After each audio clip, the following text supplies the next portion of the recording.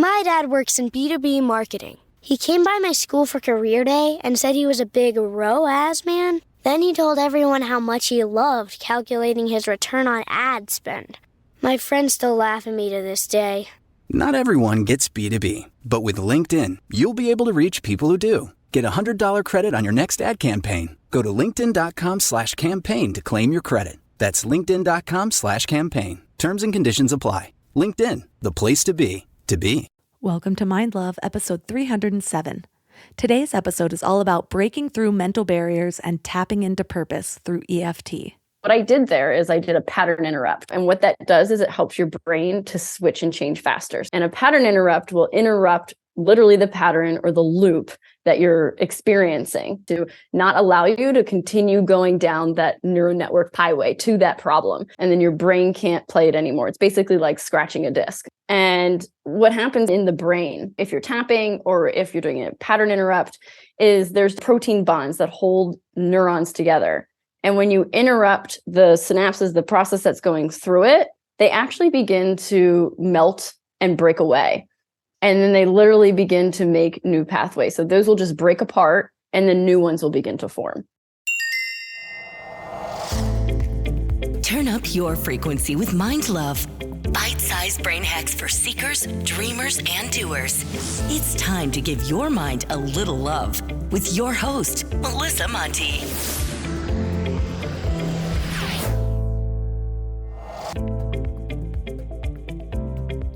Hello, Mind Love listeners. If you are ready to upgrade your mindset, hit that subscribe button. Each episode is meant to be a step in your journey to open your mind, shift your perspective, and find some peace in our chaotic world. And as always, your support means the world to me. So if you haven't already, don't forget to hit that subscribe button so you're always up to date on new episodes. So let's keep spreading the love together. Have you ever found yourself caught in the same loop, repeating the same patterns or thoughts?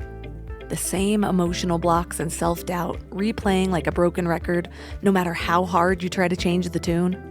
Most of us are stuck in this rhythm.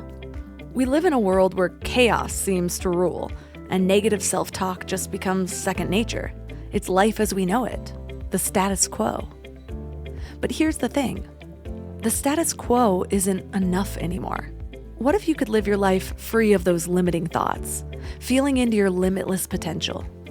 And what if the key to unlocking this freedom is literally at your fingertips? Today, we're diving into the transformative power of EFT, aka the emotional freedom technique, also aka tapping. It's been called acupuncture without needles, and it's based on a combination of ancient Chinese acupuncture and modern psychology. The goal is to help us rewrite our own narratives with just the power of touch and intention.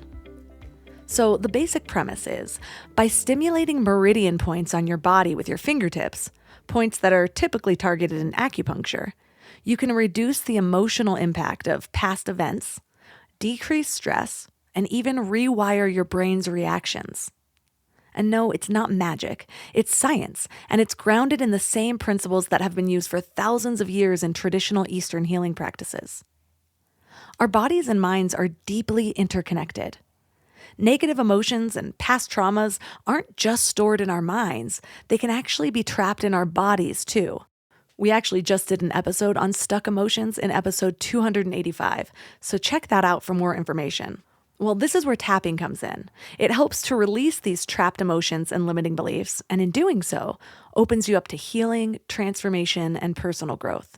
I was first introduced to EFT back in 2019. And actually, episode 77 of Mind Love is all about it. But now we're revisiting EFT with a fresh perspective and 4 more years of growth under our belts. And I'm really excited to be introducing a good friend of mine, Valerie Greene. She's walked this path and she credits EFT for saving her life. Not only did she come out stronger, but now she helps others break through their stuck energy. With her roots in working closely with the U.S. military community, she's empowered more than 3,000 people to chart their own paths of personal growth. And for our Mind Love members, we have a special treat in store. This month's membership masterclass is an immersive 5-part video series designed to help you bring the power of tapping into your own lives. You can find out more at mindlove.com/membership. But in this episode, 3 key things we will learn are: what happens when we let a void replace our sense of purpose, and more importantly, what we can do to not just fill, but fulfill this space. How to get clear on the inner narratives that are holding stuck energy, and a journey into the heart of tapping. Before we go deep today, I want to give you a little gift, and I want to give it to you every single day. It's called the Morning Mind Love. I know how life can be. You're all fired up after an inspiring episode, and then a new day or a new challenge comes at you, and it's just hard to keep up that energy. Well, the Morning Mind Love is kind of like an oracle from your higher self to help you start each day with a positive focus. Plus, when you sign up, you get 2 free gifts, a 30-minute binaural meditation and 30 days of journaling prompts to help you remember who you truly are. And it's all completely free. So join over 9,000 people and go to mindlove.com to sign up, or text the word morning to 33777.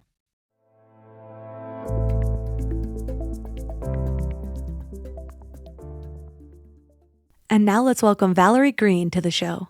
Thank you so much for having me, Melissa. I'm excited to be here. So you're a friend of mine, and what I've been so inspired by your journey is you're in a completely different place than when I met you. You're doing something totally different. You're literally in a completely different place. And so I know that there's so many listeners out there where I bring somebody on and it's like this big name. And so the gap from where that person is to where the person that I'm speaking to is, it just seems like, it may or may not ever be something that people can achieve. And so I love to kind of find those stepping stones in between of people that are really living their purpose, but it's not so far out there in the future. So tell us about how you discovered the power of EFT and what you're doing now.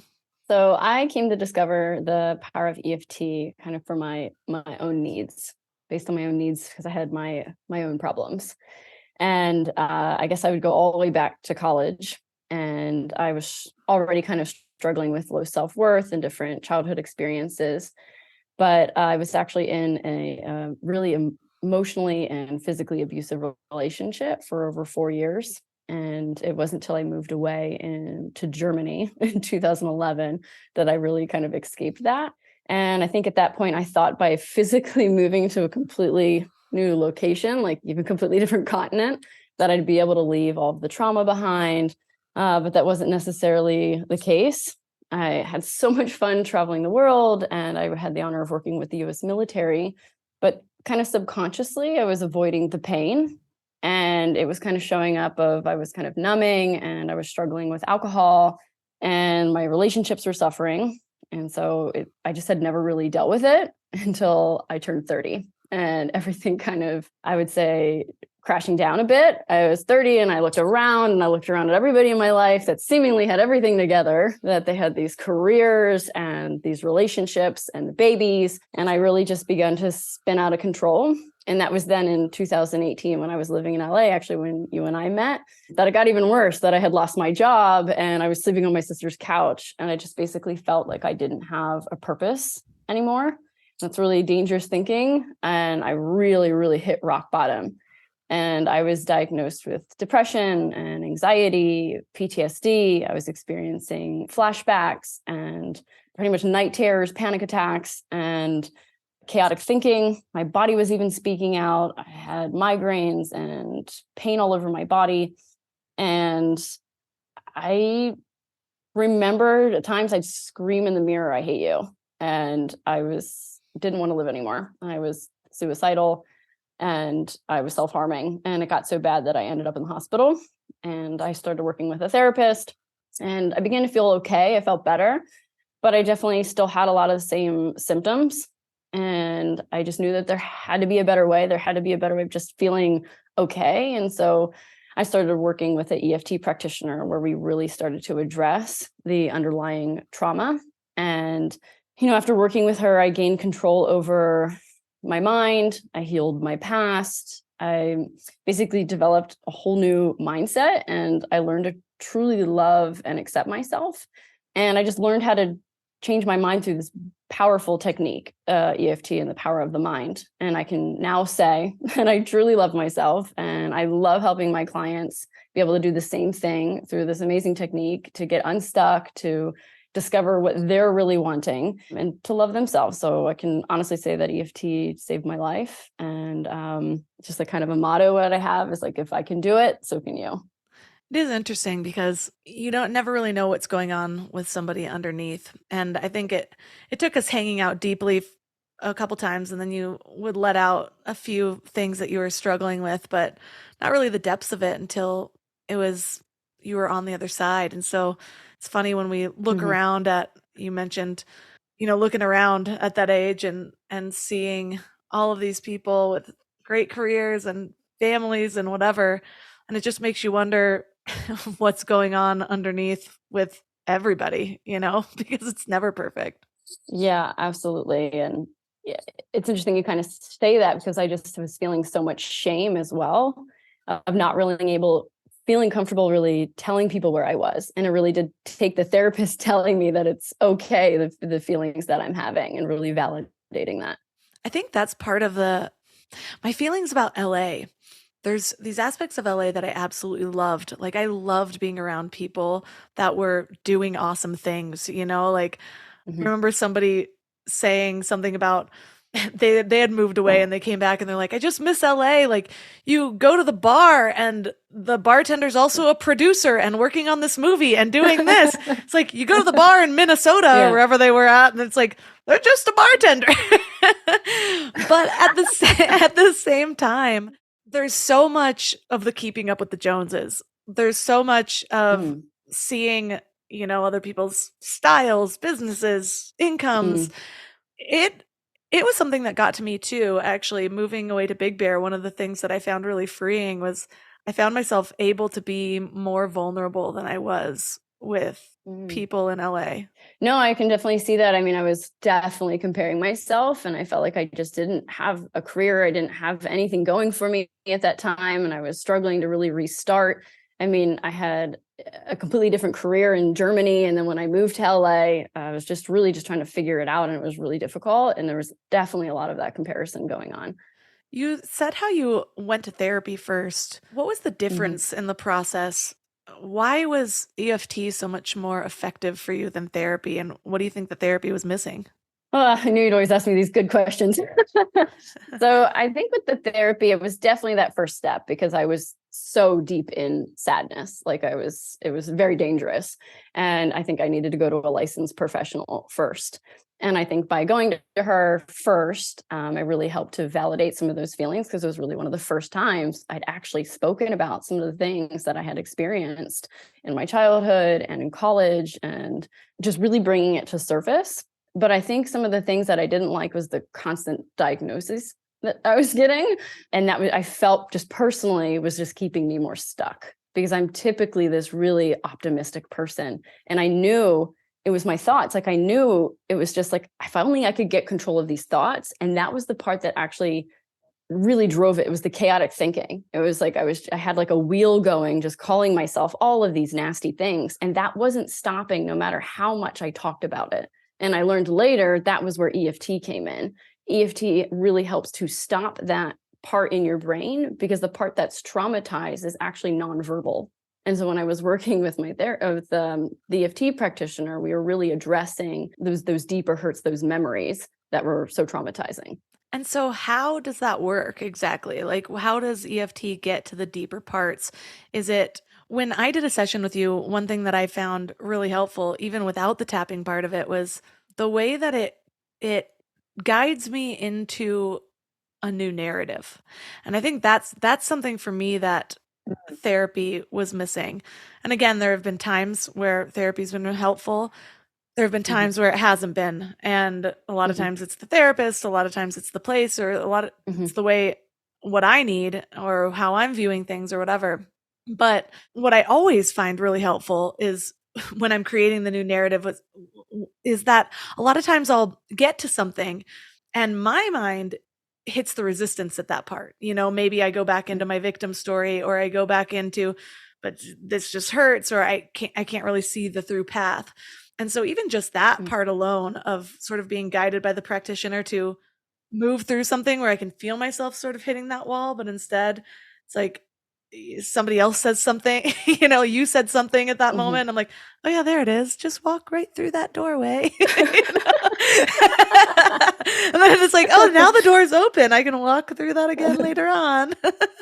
And so what is actually happening with what does the tapping add on top of that already kind of important layer of creating that door to open?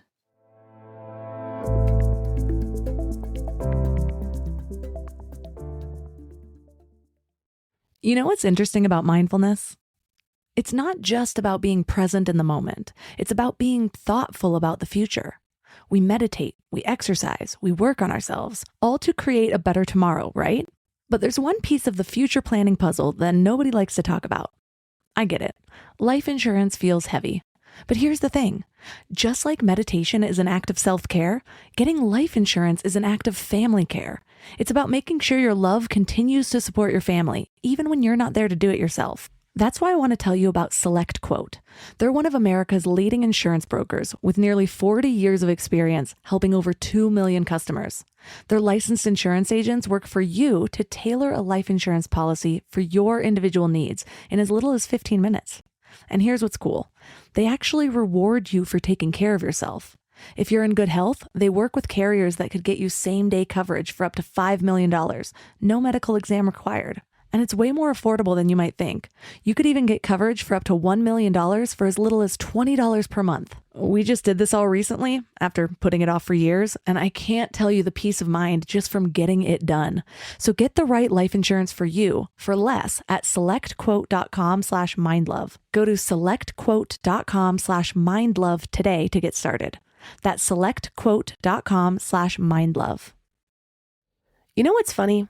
We spend so much time feeding our minds, reading books, listening to podcasts, learning new things, but then we grab whatever's convenient to feed our bodies. And I get it. Life is busy, and sometimes a drive-through feels like the only option. But that's why I take Field of Greens. It's a greens powder made with whole organic fruits and vegetables. No extracts, no lab-made stuff, and just 1 scoop a day gives you simple, real nutrition.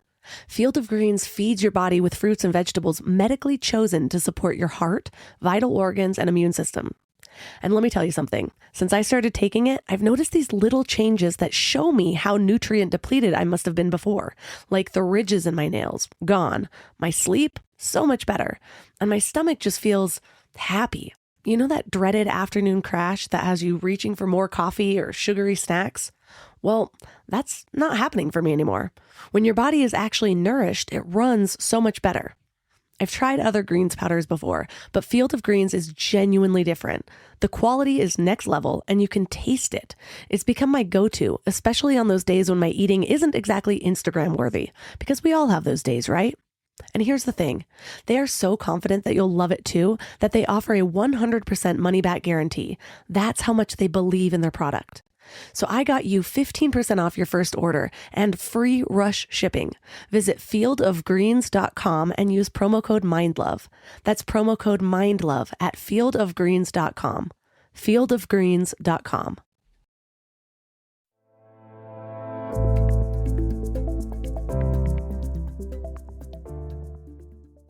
What does the tapping add on top of that already kind of important layer of creating that door to open? You actually hit on the biggest part of actually changing the beliefs. So when you're tapping on the different meridian points, and what it's doing is it is sending a signal to the part of your brain called the amygdala, which is in charge of your fight or flight. And as you're tapping, it's sending this relaxing signal. So it's decreasing cortisol and increasing serotonin, which is causing you to relax. But as you're recalling something traumatic, but you're telling your brain that you're actually safe, it sends this contradicting signal to your brain and actually releases those heavy emotions that you're experiencing. What also ends up happening when you're tapping, you're releasing those heavy emotions. And then what happens is you can actually form a new perception. It's like, hold on, with no longer having those heavy emotions in charge, it's like, wait, hold on. I really was doing the best that I could at that time. And I'm actually safe right now. It's not happening anymore. And your brain is actually able to flip the belief and take on new information. That's really what's going on with new perceptions as well. So when you were discovering the power of tapping, what stage was that? Was that right before you moved back to Germany or after? That was after I moved back to Germany. So it got that serious in LA that I needed to move. Like I needed to, it wasn't LA itself. It was just kind of this perfect storm because prior to even moving to LA, I had a significant loss in my family. So it was like a major loss. It was a big move. I was separated from my boyfriend at the time, now husband. And so it was all of these major stressors. And then I lost my job. So it's kind of this perfect storm. And then also never dealing with any of my past trauma. So it wasn't just LA, it was this perfect storm. So then I did move back to Germany. And once I kind of got to Germany and I was in a safe space, and that's also really key when you're working with the subconscious mind, to feel safe, to be in a safer environment. And that's when I started working with an EFT practitioner. I switched from working with a therapist with a practitioner.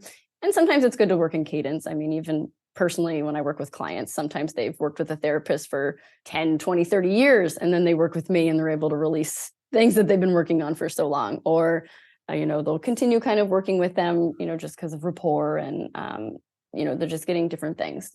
I think that's another aspect of your story that I love so much is we are always given these guidelines or almost rules for how to heal, it feels like, from outside forces. And one of those, for example, is like you hear it a lot in 12-step programs where it's like, well, now is not the time to date, or put all of this on hold because you're healing this. That has never been my case of my own personal healing. It's always been alongside of real life, like still struggling while with something big while meeting my husband and falling in love, still struggling, and I think it's such an important thing to shed light on, because the amount of people that have reached out to me and they feel like they're doing their healing wrong because, they're not willing to put their relationship on hold, or they're still open to this idea of moving. And they're like, am I running away? No, I have to stay right here and I have to cut out men or women, or I have to do this. But during that time, you got engaged, you moved across the country, and you still had room, to say like, these things are what I need right now. They're not necessarily fixing every issue. And then there's still work to be done, and I can do it at the same time. Yeah. I mean, I don't really think there's any right or wrong journey. It's like I worked with a therapist, and then I worked with a EFT practitioner, and I'm married, and I went back to a therapist because I'm in an intercultural relationship. And we still kind of like bump our heads a little bit. He's very German. So, I mean, I think we're constantly in these different stages of healing and growing. And I think I just think the most important thing is just to be kind to ourselves and to accept where we're at, and that's okay, and to start from there. So what I'm also really impressed about is you starting your business around this. Like, it's something that was meaningful for you. And so you chose to make it your purpose. And you said earlier that at one point you found yourself in this state where you didn't feel like you had a purpose anymore, and that's dangerous thinking. But you said you had the word anymore in there. So you at least felt purposeful before, but there's a lot of people out there that have never connected to that purpose at all. When do you consider that being kind of a dangerous thing? And how did you start to connect, hey, this healing, this thing that really worked for me might be the path I want to go into? It reminds me of this book, and I can't think of the name of it. And it was something about like the search for meaning. And it really talks about that, of when we feel like we don't have a purpose, or our life doesn't serve a purpose, is when that gets really dangerous, because then we're no longer looking towards anything. And then it's just almost like this darkness. And I don't know if it's not like I knew what I wanted to do. Like, I just felt like I was living life, and I was traveling, and I was having fun. I enjoyed my 20s, but I also really enjoyed the skill sets that I learned while working with the U.S. military, because I'd been a coach ever since working with them. But I think sometimes your purpose goes through almost like the dark night of the soul, like when you're on the other side. And I think sometimes our purpose, just at the deepest level, is to just love and be loved. Period. It doesn't have to be any more complicated than that. I think our purpose can be a really loving mom, to be a good partner, to be a good, if we're doctors or a firefighter, like whatever it is, like, I just think it's just truly at the core of just to love and be loved. And I think sometimes that can be lost, that when we're born pure love. We love everything. We love ourselves so much that we put our feet in our mouth, right? As babies. And it's kind of conditioned out of us. And I think that when we can get back to that root of just pure love and loving ourselves and loving one another, that is a true purpose, and how you can show up in that is, I think, is individual. For sure. I went through a lot of confusion around the idea of purpose. I mean, that search ended, well, it's never ending, but it led me right to mind love. But what I've grown to understand is that purpose is not always connected to career at all. It's more about this energy that you carry with every day. Do you feel purposeful? Do you feel like you're here for a reason? And it doesn't really matter what that reason is. It doesn't even have to be the same every single day. It's just that you have to feel valued, whether, even if it's just you valuing yourself and your own life. Your life has value, and to really know that intrinsically. And so one of the things that I have been really exploring lately with my coaching clients has been the idea of finding that even before you find the career, because you know how you create that energy from the inside, and then more things tend to follow up. It's like, now I feel purposeful, and now a purpose found me. I think that's what started to happen without me even realizing it. When I found the idea for Mind Love, I actually started getting really lit up by learning again and diving into these parts of my psyche and my mind and progress and growth. And I wasn't expecting Mind Love to be a career. It was going to be a side hobby. I had a different career that made money, but in that, it's like I found this flow that I was so excited to run towards, that then that aspect of the purpose ended up finding me. I mean, I remember meeting you around that time. I mean, I think you definitely had already had your podcast off the ground. I'm not sure exactly how many episodes, but it was still really fresh. And I could feel that off of you. I could really feel that you were in that, and you're really in that flow. And it was kind of contagious. It was like, wow, I want that. I really want to find that for myself. And you just kind of eluded that wherever you went. And I just remember even when we go to those quilt meetings that they're, the women's meetups groups and all the people there, and you were just really lit up and really loved talking about what you're doing as a podcaster. And I think you really hit it on the head of just kind of finding what lights you up, find out just what you're passionate about. And I think that can go really far back, even probably with people when we're kids. Like what made you excited? Like what did you find fun? What was playful and creative? And I think sometimes going back to that is a good way of really finding our purpose. And I love how you even said diving into the knowledge, because I really, really feel that with what I do. I'm such like a student of the mind now. I feel like such a nerd. I love it. I love reading. I don't know if you see my bookshelf like behind me of all of the different books that I have read. A few I haven't yet. And yeah, I can totally kind of relate with that, if it's just really lighting you up. And so what was that interim like? So you found EFT, it made these huge transformations for you. And now you've actually found a lot of success in your coaching practice, which is amazing, because you're like, okay, now I'm living in Germany. What am I going to do over here? Like that's one good thing about, I know a lot of people that are sort of in that interim where they're like, I kind of hate my job, but I don't want to leave because this is what security is. And they can even lose their job and lose the next opportunity, and they still somehow are identifying that with security. It was funny because I was just talking to my husband Shane, and we were talking about one particular instance, and I'm like, I just feel like this person has everything that it would take to create something successful on her own. And he goes, yeah, but remember, sometimes to start your own thing, you have to be a lunatic. like it's not the normal path that people take, like this is not how most people think. And for me, I ended up marrying somebody who was already doing his own thing. I ended up being in LA where so many people were doing their own thing, kind of surrounded by it. So I was surrounded by this new possible path, versus if I would have been in my hometown that I grew up in, I don't know if I would have ever taken that step because it wasn't shown to me enough for it to really feel possible.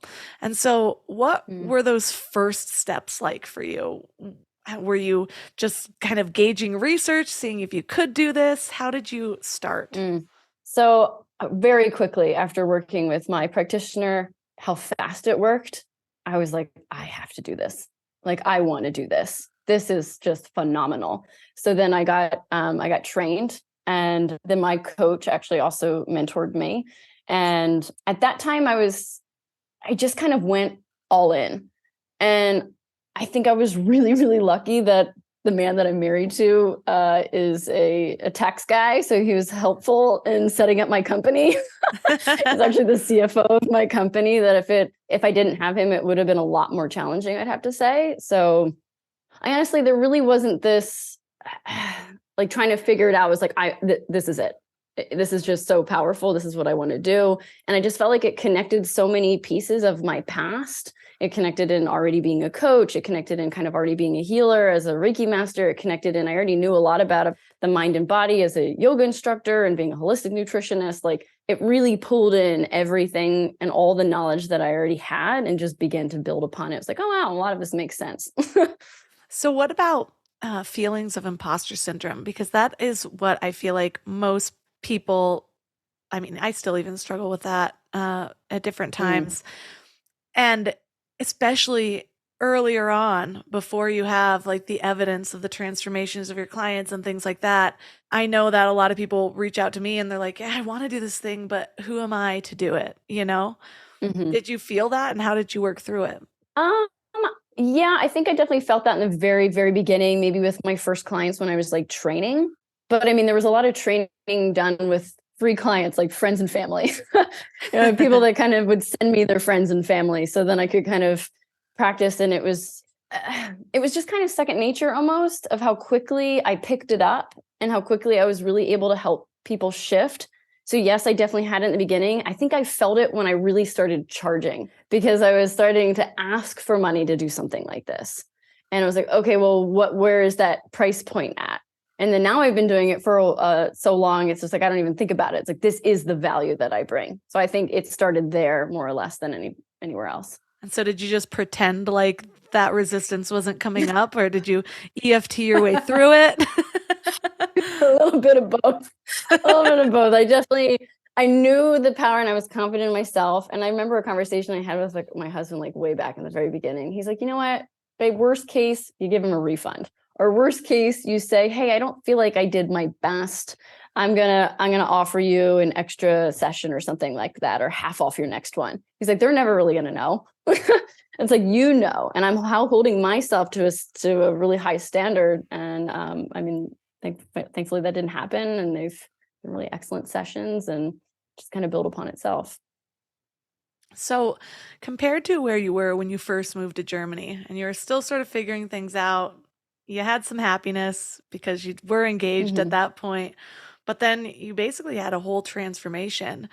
But I remember in the beginning, actually, because you had come back from Germany when I met you, and you were in LA and you were going through this really hard time of like, I don't know if I want to be in Germany. Like, it was hard being in Germany, being, not even speaking complete fluent German yet, all of those things, and that isolation. And so has it mostly been EFT that's helped you sort of transform your experience there, or what else has changed?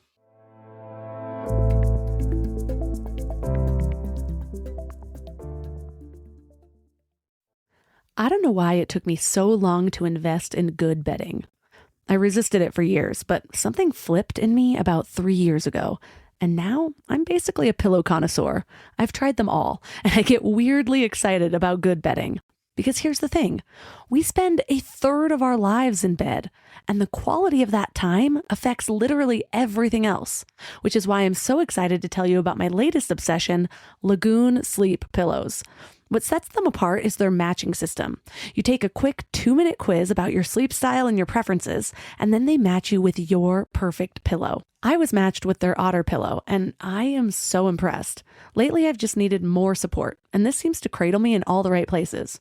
I'm also low-key obsessed with their travel pillow, which I use for way more than just travel. I actually hug it, use it as leg support, and of course, take it on trips with me. Well, the secret is in their adjustable fill. You can add or remove it to get that perfect alignment for your spine. A study even found that the right supportive pillow can improve sleep quality by 63%. And Lagoon lets you try their matched pillow for 100 nights risk-free. Free returns, no questions asked. Falling asleep has never been easier. I toss and turn less and just wake up feeling refreshed every morning. Go to lagoonsleep.com and take their awesome 2-minute sleep quiz to find your match. Use the code MIND for 15% off your first purchase.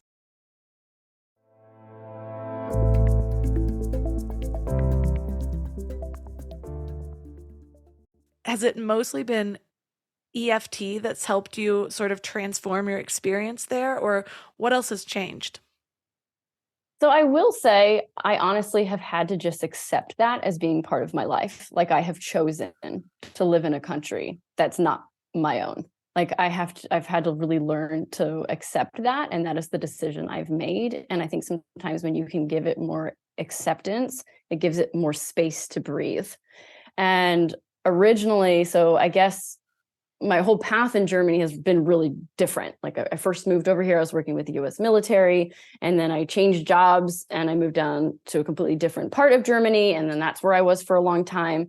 And then my job ended. And that's where it was the most difficult in Germany, not having something for myself. And then even as I was progressing and getting older, it was really hard to kind of get into this German system. So I kind of had no other choice but to start something of my own. And it just serendipitously or whatever it took led me to what I do now. I was just refreshing myself on information from Ryan Holiday's The Obstacle is the Way. And he talks about how, sometimes it's that challenge. If it wasn't for that challenge, we wouldn't be forced to see things differently. And that's how I feel with my past. That's what I say about, the darkest part of my life, being thrown in jail for somebody else's crime, having a felony that my unearned felony is what I call it. It's just like this thing that I remember sitting in a jail cell feeling like my life is ruined. I cannot press the reset button on this. And it wasn't very long after that. It was, I'd say I wallowed for a little bit, but then I was like, what do I do now? First of all, I need to move out of this town so that this person can't find me. Second of all, like, what am I going to do? Because I can't write this crazy story on 2 lines of a job application. And so I realized that I needed to start my own thing. And I'm so glad, because I'm the type of person where I likely would have, fallen into a good job. I even did a couple years later, but it was a startup. And so it felt kind of entrepreneurial. But I spent a year deeply studying internet marketing and how to start a business. And so I surrounded myself with that possibility. And I always call that felony my slingshot toward entrepreneurship, because it forced me to come up with new ideas, to see there was one path of possibility. I felt like all the other options were closed off, and I could have sat there banging on all of the doors, crying, wondering why they don't open, or I could just walk through the one that is open. Right. Wow. Well, that's really powerful. That's really amazing how that's kind of like your story. And yeah, I just feel like with mine, I still kind of struggle with it. So I'm still walking through that door, and I think it's just going to be part of the life I chose. And it thankfully has opened up a lot of different doors. And I think it allows me to work with so many different people as well. And I mean, just even the entrepreneurial aspect of just having a company in a foreign country and the German taxes, I mean, that'll teach you a lot. Is any country's taxes more confusing than America's, or no? Germans, definitely. I feel like Germans are just confusing in general. They talk to me and I'm like, you feel conflicted. And they're like, this is just my language. I was just talking to Danielle Laporte, and we were talking about resistance, and she had this line in her new book, How to Be Loving, that says it's talking about accepting all parts of yourself in your life, but she says accept even your resistance. And I loved that because so often we're like, I'm either accepting or I'm resisting. And when we feel ourselves resisting, we can almost feel like, I'm doing it wrong, or I'm self-rejecting in some way, or I'm making this harder on myself. But it's like that resistance is such a human part of ourselves. I still have it all the time. I live in this beautiful town that sometimes I drive through and I'm like, it looks like this fake Hallmark movie town. I can't believe I live here. This is awesome.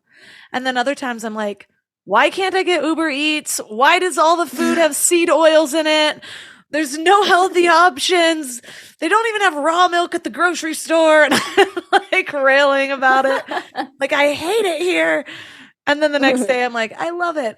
But I've gone through such periods of time of like almost beating myself up for those things. Like, why do you still get low about that? Why do you still allow that to penetrate? And there's something about the idea of like, accept even your resistance. And it's like, you know what? My inner child is throwing a fit right now. And she just wants to be seen. Like, just see her, be like, okay, little Melissa. Yeah. Yeah, the seed oils suck, but you'll find something to eat and everything will be okay.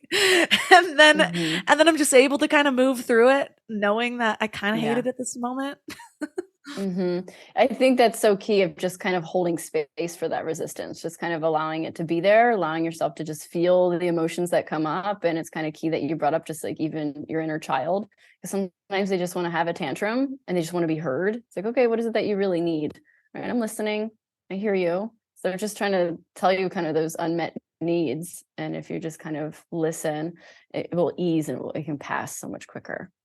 So when things come up for you now, are you able to, do you go see a practitioner, or do you do like a self EFT session? How do you work through it using your craft?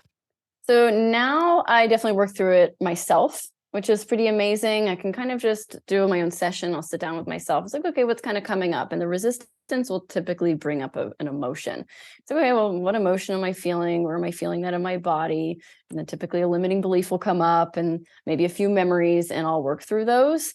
And it's actually really, really empowering to be able to do that for myself and shift out of it rather quickly. I do give myself kind of that space to kind of feel it first, and then I'll shift out of it. And so an emotion comes up, and you say you give yourself space to feel it first. So do you just sit with it? How do you take time with that emotion? I mean, it's just, I'll hear it. It's just like, okay, they're feeling a little bit of resistance. I'm feeling a little bit of deep sadness. Okay, where's that really coming from? Where am I feeling that in my body? And then I'll just really give it a few moments, and then I'll tap. And so when the limiting belief comes up, what I find is that a lot of people that have not done work with limiting beliefs before, something comes up and they're ready to deny it before they're ready to accept it and work with it. Because a lot of times it does sound so simple, or it's like, really, that's the thing that's getting me right now, that this kid in middle school called me fat, or like that, I just don't want to do this thing. And so how do you know that what's coming up is the thing that's meant to be worked with? I just kind of trust the process. I just allow the subconscious. I'm going to even do this in sessions. I just really let the subconscious lead me by the questions that I'm asking. Like, it's almost, when was the very first time I felt that way? Or when did I first believe that?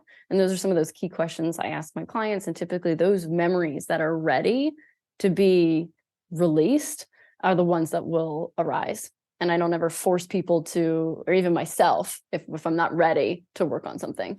Another thing that I found notable when I was doing a session with you was that I remember we were walking through something, I started getting emotional, and I was attaching to the story all of a sudden. And you just, I can't remember exactly what you said, but you like made a joke and kind of like moved on through or something like that. Tell me what your process was. So in session, I make it very clear it's very different than talk therapy, and I will be interrupting you. And what that does is it helps your brain to switch and change faster. So what I did there is I did a pattern interrupt, because my job in sessions versus when I'm doing sessions with myself, like with myself, I'll just kind of do it but in sessions, it's my job to not allow you to continue going down that neural network highway to that problem. And so I'll pattern interrupt it. And a pattern interrupt will interrupt literally the pattern or the loop that you're experiencing, and then your brain can't play it anymore. It's basically like scratching a disc. So that's basically what I did by you were beginning to go in what's called a trance. You were going into a trance, and so I interrupted it. So then you couldn't make it go any further. It's really similar if we're having like a conversation and say someone were to like walk in and you're like, oh, well, what was I just talking about? It's very similar to that. Actually, that's exactly what it is. And that's so helpful, because the analogy that if listeners have been listening long enough, they've probably heard this 100 times, but I just love it because it's such a good visual of like, walking through the forest and you go down the same path and it's this well-trodden path the whole time. And the moment you try to do another one, it's going to be dark and scary. It's not really a path. You don't know where you're going. There's bats and bugs and whatever, but then you go down again, and then you go down again. And eventually the path is just as trodden as the other one, and it becomes just as easy to go down. And so it's like, at that moment, I felt like you were like kicking me over. Like, no, go down the bat path, I hope it's a lot gentler than that. But yeah, basically what we're doing is we're covering up the old one. So I'm interrupting it almost to the point that you will not be able to go down that old, well-paved path. And the new one will be completely newly paved.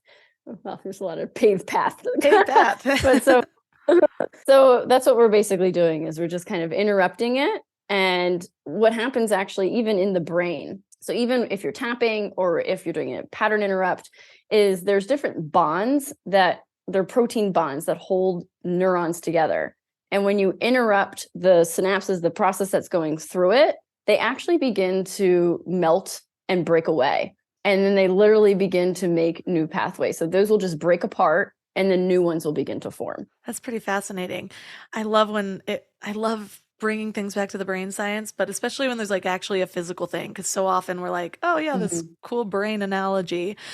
But I'm wondering, do you use that same pattern interrupt? Do you ever find yourself using it just practically, like in your day-to-day? Like say you're driving and you can feel yourself going down a story. Do you snap yourself out of it because you know how the brain works? Yeah, I have a fart app on my phone. I use it in session on myself, like on my husband sometimes, family members. It's just like, it'll play just like a fart out of nowhere. And most people love a good fart joke. So, I mean, I'll usually do that, or I have some good like dad jokes, or music is great as a really upbeat pattern interrupt. So if you're ever just not feeling good, you can always put on a really good song, and even just physically moving your body will help to interrupt that. Yeah, I always think about when I'm in a dark place, I don't have the fart app yet, so clearly I'm missing out, but but I will do anything to kind of change my internal body chemistry. It's like whether I yell or sing or move or run. Sometimes I'll just like sprint, although I haven't been able to do that in several months because of this belly. Aww. But we've talked a lot about, oh, go ahead. I was just gonna say another really easy one. I don't know how appropriate a fart app is wherever you're at, but sometimes what you can do is you can even just say no or stop or cancel out loud, and then just start speaking out loud. So if you're thinking something, that's called auditory digital, and if you just start speaking out loud, that will also begin to break that as well. Because when we're thinking in our minds, it's using so much more neural network pathways versus when we're speaking. There's less of them. So usually what I'll recommend is somebody say no, stop, or cancel, and then just start saying what you're doing. Oh, I'm driving in my car and I'm going to turn on the radio. I'm going to turn a left right here. And that will help to interrupt that as well. Oh, I like that. Oh man, that takes me back to like 10 years ago. Somebody told me, I can't remember what it spawned from, but I had this like 1 month habit of going, nope, delete, and then just moving on. But I forgot where or why that came from. And thank you for bringing it back. Liar. maybe like Delete it. delete.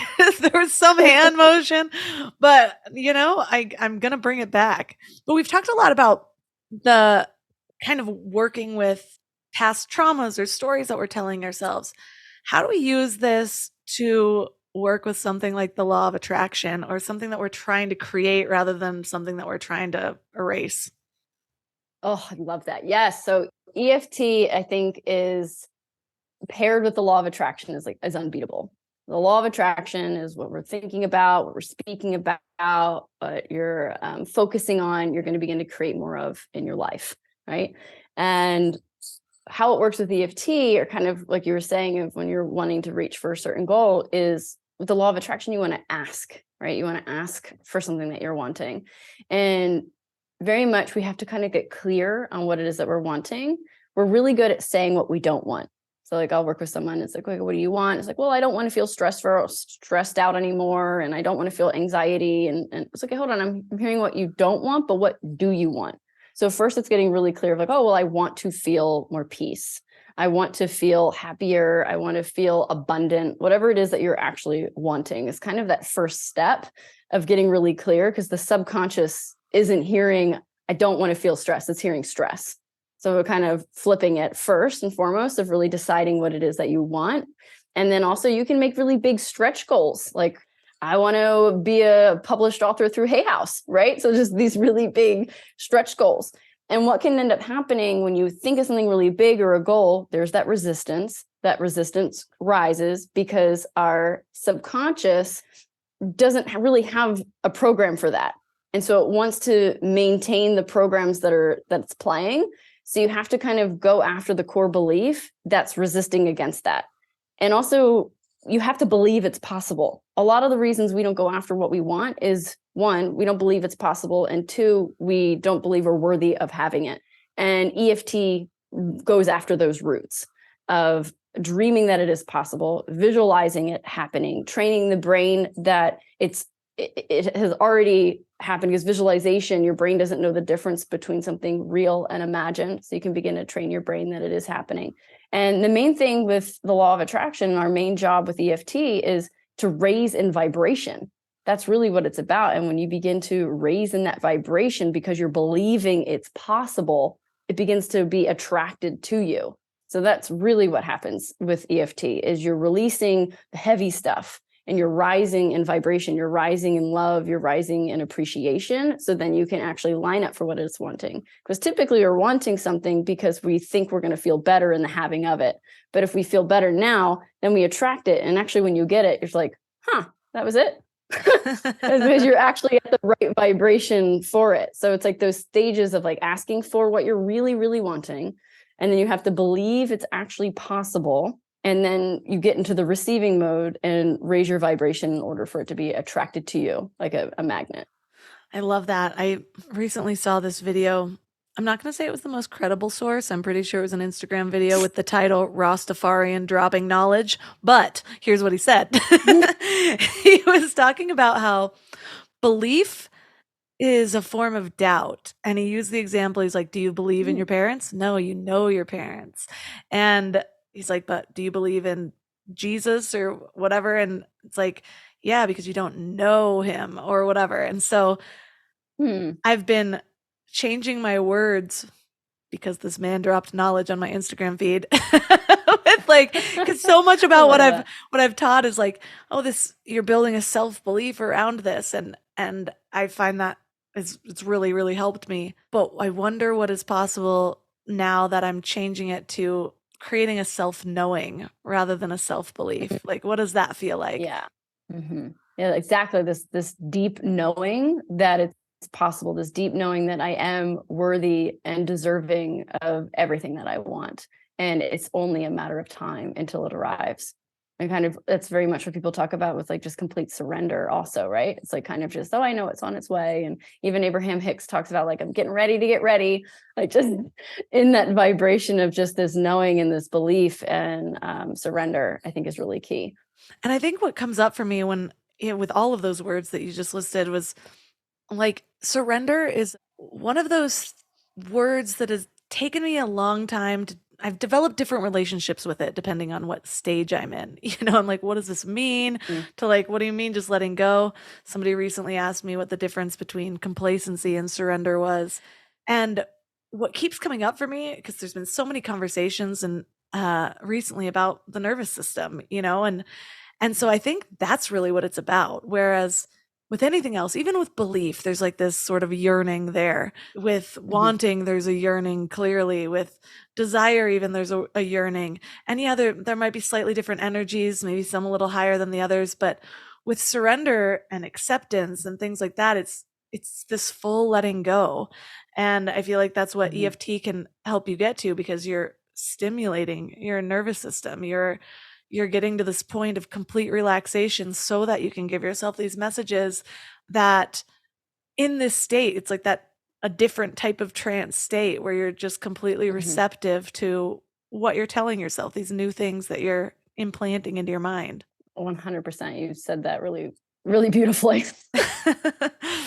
Well, thank you so much for coming on and being so vulnerable with your story. And I usually like to leave listeners with a practice, but you are blessing us with a Mind Love Masterclass.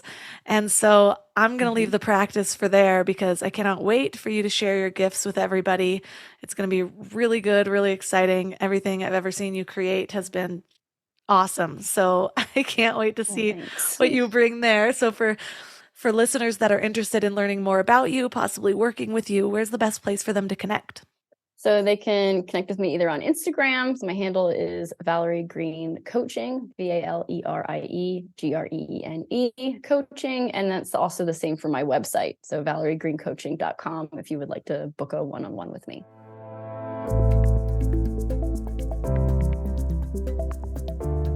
All the links for this episode will be at mindlove.com/307. Your challenge for this week is to try tapping yourself. And if you need someone to hold your hand through it, you want to follow something more step by step to guide you through the process rather than just taking notes from the episode, that's exactly what this month's membership masterclass is for. You can find out more at mindlove.com/membership. What I love about tapping is that it's a reminder of just how much power that we literally have at our fingertips. Our energy meridians have been used for thousands of years for healing. And as much as a part of your mind wants to tell you that it's woo-woo or that there's no basis for it, think of how even those seasick bands work. They touch on specific pressure points that help relieve nausea, and there's tons of science behind it. I know we have a lot of deprogramming that we have to do, because we are run by a capitalistic society and big pharma, and so it wants to tell you that you actually have to purchase a band rather than just pressing on it yourself, or you have to purchase this thing rather than just trying it at home. But remember, everything that we need is already inside of us. And I know that's a really difficult idea to grasp, but the more I dive deep into spirituality, the more that just becomes truth for me. But regardless of how deep you want to dive into that idea, at least consider that you have the power to heal. You have the power to step forward. You don't have to stay stuck in the same loop that you've always been in. And I know if you've been there a long time, that almost seems impossible, but I hope this is what you're taking away from Mind Love, from listening week after week. You are more powerful than you think you are. Just let that sit for a second. You are more powerful than you believe yourself to be. Even if you've been doing this a while, you are even more powerful than that. So check out the membership at mindlove.com/membership. You also get a ton of masterclasses from every month of this year. Sometimes we had 2 masterclasses per month. Plus you get a backlog of over 100 exclusive episodes just for Mind Love members. You can find all of my sponsors at mindlove.com/sponsors. And that's all for today. So thanks for giving your mind a little love today, and I'll see you next week. Thanks for tuning into Your Higher Frequency with Mind Love. Head to mindlove.com for a free gift to keep your vibes up until next week.